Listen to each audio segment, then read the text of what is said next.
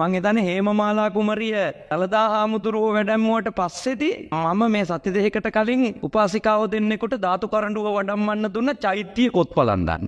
අම්මේ ගෑනු ධාතු කරඬුව වඩම්මනවත. හිතා ගන්න තමාරු නේද? ඇයි වඩම්මන්නේ බැරි?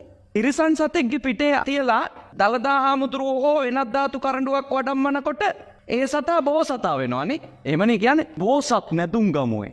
365 දවසේම බුද්ධ පූජාව තියෙන හාමුදුරුවලට දවස් 30ෙම දාන ගේන උපාසකම්මගේ අතට කරඬුව දුන්නොත් මොනවා කියලාද කියන්නේ? කිලි අපිරිසුදුයි. අලි අපිරිසුදුද? එච්චරට එවුන් අපි බෞද්ධ කිව්වට ඒ කියන්නේ තිරිසන් සතෙකුටත් වඩා කාන්තාව පාත් කියලා පිළිගන්නවද නැද්ද? පිළිගන්නවා. කයිවාරුවට කියන්නේ ගෙදර බුදුන් අම්මා බුදුන් වඳින ලෙස වැඳපන් අම්මාට ලොකු කතා. හැබැයි කරඬුව ගෙනියන්න තිරිසන් සතා හොඳයි. කාන්තාව හොඳ නෑ.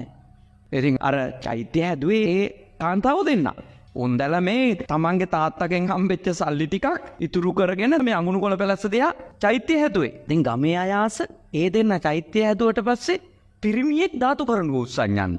ධාතු නිදානෙට. මං කෝ නෑ. වස්වති. මං කෝ මාවර්ලි බද්දියට වැදිච්චාවේ. එයානේ කරන්නේ. ඒන ටික ඕම මට වැදිච්චාවේ. වස් තමයි අපේ තියෙන ආකල්පනේ.